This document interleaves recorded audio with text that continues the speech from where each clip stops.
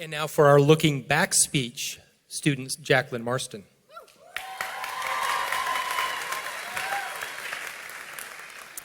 Before I begin this speech, I need to apologize to my family because I didn't tell any of them I was doing this. Yeah, no, I'm not kidding. Teachers, parents, and fellow members of suburbia, my name is Jaclyn Marston, and I've lived in this town, Wilsonville, my whole life. 1,375 days ago, we walked into the brick building of Wilsonville High School. We've always been talking about this day, graduation day, since day one. But before we actually walk the stage behind me, I want to tell you some stories and some things I've learned as my 4 years here at WHS. Let's begin at the blurry part, freshman year. We were squeaky clean that year. New hairdos and clothes, new backpacks full of fresh lined paper and labeled folders to match. We avoided the treacherous point and stayed in our safe haven of the commons and cafeteria. But from time to time, we were forced to cross those forbidden waters in order to reach everyone's favorite class, biology. Biology was the one class that threw most of us into high gear, and I'm pretty sure our class had the lowest GPA due to that. I learned a few things from the thousands of PowerPoint slides. Mitochondria are the powerhouse of the cell. What me and my table mate's baby would look like. And photosynthesis does not involve a camera. But the one thing that stuck with me the most was on the final slide. I was sitting in Mr. Milham's classroom, center table, looking left at the board. The question at the top of the slide was, why is life so different? I was waiting to hear an answer I've heard before, but I never got it. Mr. Milham then clicked the pointer, and the only bullet on that slide was beauty. He further explained that the different types of life allowed it to be interesting. If life was all the same trees over and over again, the same flowers over and over again, the same grass over and over again, it would be boring.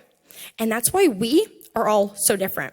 We can't all have the same passions, the same perspectives, the same experiences and dreams and aspirations. We can't all like the same food or have the same favorite color. We can't all root for the best team, even though we all know it's the Oregon State Beavers. Yeah.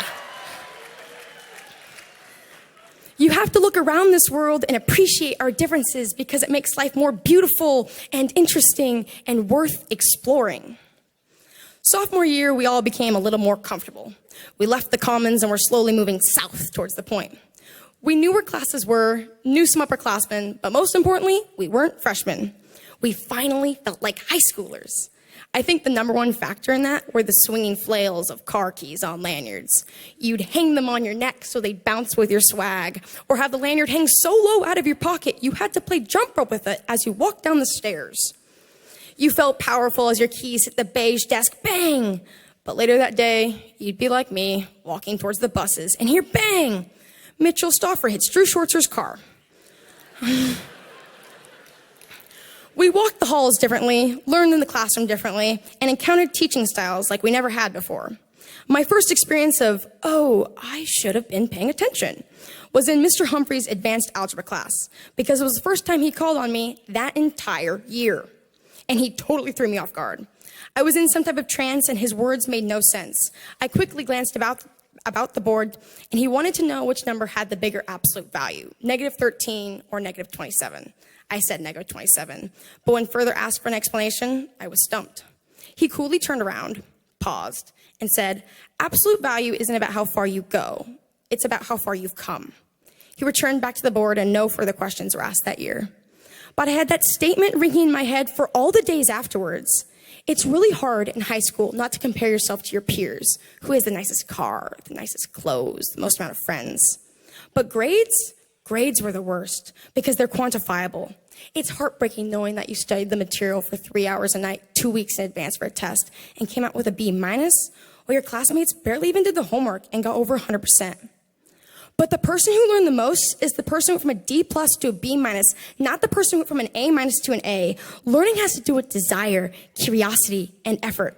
The person who gained the most value is the one who came the furthest. To not feel less worthy than someone else because they seem to have more than us, but to look at ourselves and see how far we've come as to how we should judge our own self-worth. Junior year. The year of complaining. Everyone who just laughed teaches junior year. You can spot a junior almost as easily as a freshman based solely on two factors: the bags under their eyes and the bags on their back. This is where the complaining part comes in. Everyone would complain how they couldn't type up their timed right because they had to do their lab, or they couldn't read their book that was assigned 7 weeks ago because they had to study for a math test. So at lunch, they were frantically reading the book and not looking up the analysis on SparkNotes. There was a lot of scrambling, and when people scramble, they complain.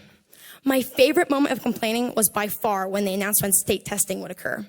I was sitting in Mr. Fitzgerald's AP English class with 13 other students.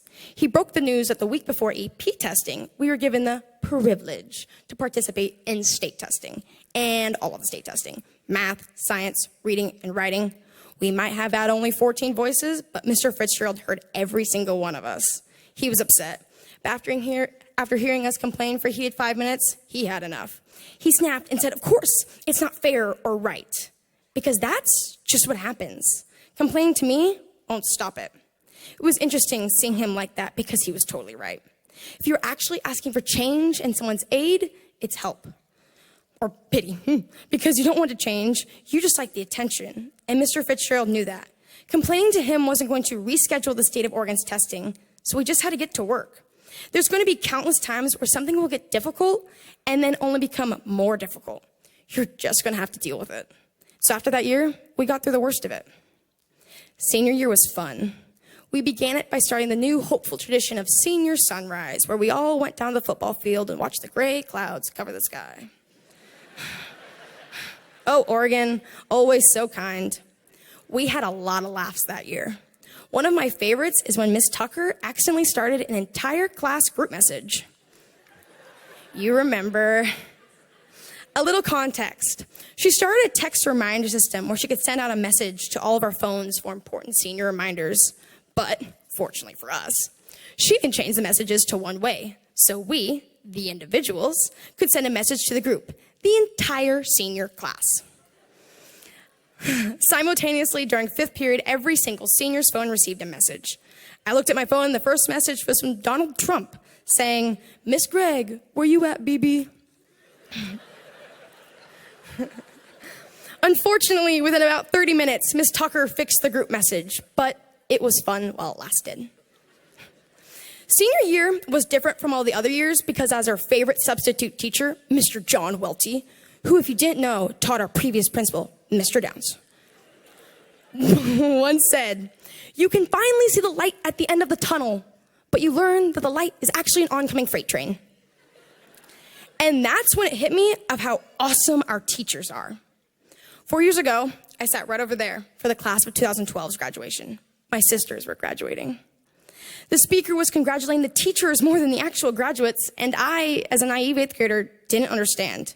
The students put in all the work. They showed up to do it. They should receive all the praise. But in reality, it's the teachers because they gave the work and taught it. And they did a fantastic job because we all ended up in caps and gowns. So I'm sorry it took me this long, you guys. I respect you immensely because you picked something and you picked to help us. It's because of people like you who make people like me work even harder, because there's no reason not to work hard. It's because of people like you who go to school at 5 in the morning so a student can take a test. It's because of people like you who stay after school for hours to help students learn subjects in new ways and then go to the basketball game afterwards to support another student who didn't have any fans. It's because of people like you who treat students more than a piece of paper through a Scantron. It's because of people like you who care more about what students write than how they write. It's because of people like you who look for the beauty and the progress and the challenge and the knowing that it's going to be a fight to live an interesting life, but it is a fight worth fighting for. And for that, I speak on the behalf of the class of 2016 by saying thank you. Yeah.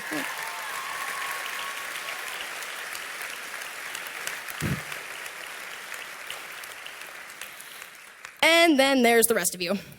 Specifically, the parents, but anybody who helped in raising us, because that is no glamorous job either. If you're anything like my mom, you were Superwoman. She sat out in the rain every fall Saturday morning to watch me play soccer. She packed me a peanut butter and jelly sandwich every morning for 13 years.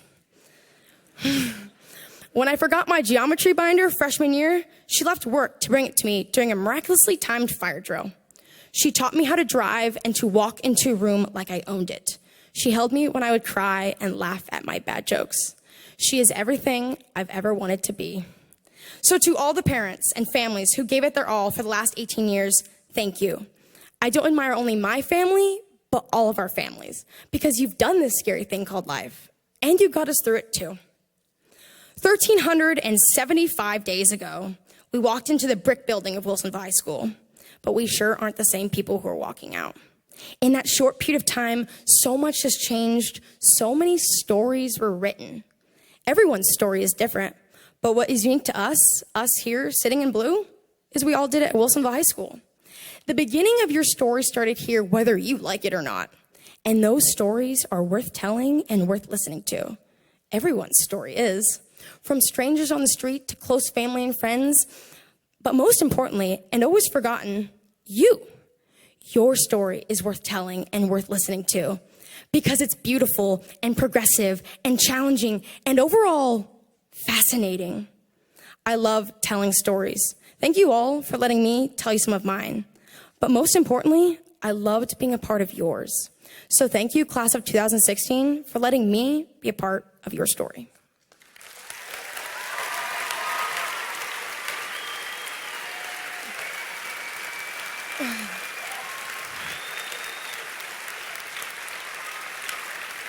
Aww. Oh my God. My heart. You guys are the best. And now, Alex Manello for the Looking Forward speech.